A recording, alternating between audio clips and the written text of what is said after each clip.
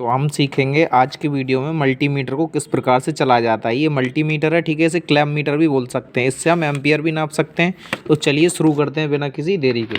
देखिए सबसे पहले हमारे पास ये रहेगा ऑफ पोजीशन में। ये ऑफ पोजीशन में यहाँ ऑफ लिखा है, ये इसका एरो दिख रहा होगा। तो सबसे पहले हम देखिए इससे एम्पियर नाप सकते हैं, डीसी वोल्टेज नाप सकते हैं, रेजिस्टेंस नाप सकते हैं, कंटिन्यूटी नाप सकते हैं। कई प्रकार से इसको हम नाप सकते हैं। और इसको यहाँ पर देखिए ये जो एक बटन दिख रहा होगा, इसका काम होता है होल्ड करके रखना, ठीक है। ये जो वैल्यू इसको होल्ड करके रख लेगा। अब देखिए ये फ्लक्चुएट नहीं करेगी। यहाँ से मैं होल्ड को हटा देता हूँ।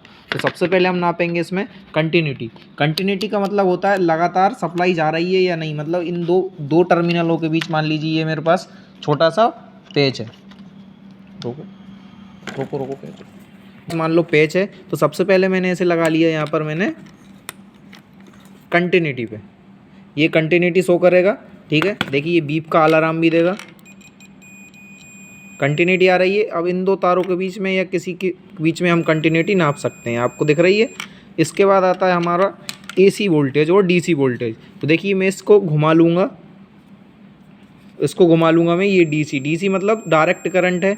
डायरेक्ट करंट को हम यहाँ से बैटरी से नाप सकते हैं।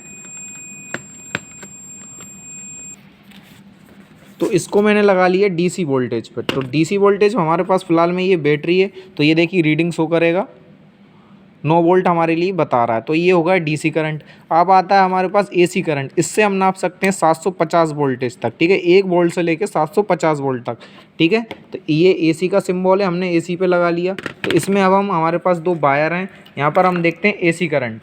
चालू कर दीजिए करंट को। इनमें देखिए अब हम एसी करंट नापेंगे। यहाँ पर वैल्यू शो करेगा हमारे लिए एसी करंट की।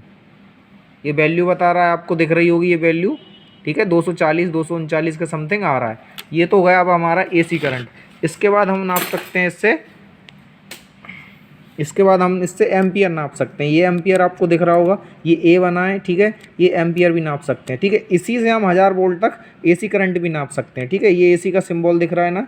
तो ये देखिए अब हम एम्पियर नापेंगे। जाहिर सी बात है हमारे पास कम एम्पियर हैं अभी, तो हम इस पर एम्पियर कैसे नापेंगे। इन दो, ये जो आपको दिख रहा होगा ये खुलता है, इसके बीच में हम इस प्रकार से एक वायर डाल देंगे और इन 2 वायरों पर लोड डाल देंगे, तो हमारा एम्पियर निकल के जाएगा। चलिए अब हम एम्पियर नापते हैं। तो एम्पियर पे इस पर क्यों लगाया, क्योंकि हमारे पास एम्पियर कम है, ठीक है। तो मैं इस पर जब जैसे इसको बीच में, ये वायर के बीच में डालूंगा, तो ये देखिए रीडिंग शो करने लगेगा। ये हमने 2000 वाट इस पर लोड डाला है अभी, तो ये रीडिंग शो कर रहा है 11 के समथिंग, 11 10 9, ठीक है। आप दूसरे वायर पे भी नाप सकते हो, ऐसा कुछ नहीं है। न्यूट्रल पे भी डाल के नाप सकते हो। एम्पियर यहाँ दिख रहा होगा 12 एम्पियर, ठीक है। अब इसके बाद हम नापते हैं इसमें रजिस्टेंस। रजिस्टेंस किस प्रकार से नापेंगे।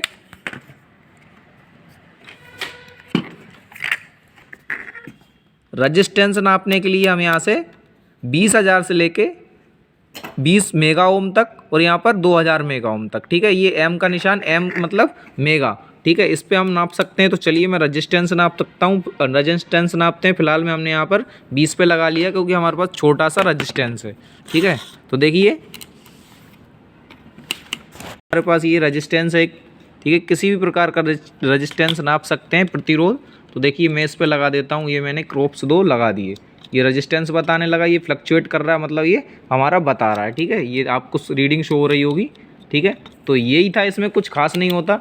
और बस इसमें ये 3 क्रॉप्स लगाने को होते हैं। ये कॉमन होता है। ये हमारा वोल्टेज डीसी वोल्टेज वगैरह नापने का होता है। अगले वीडियो में मैं मैगर चलाना भी सिखाऊंगा। मैगर या विभिन्न प्रकार के किस प्रकार से मीटर यूज़ होते हैं। धन्यवाद दोस्तों।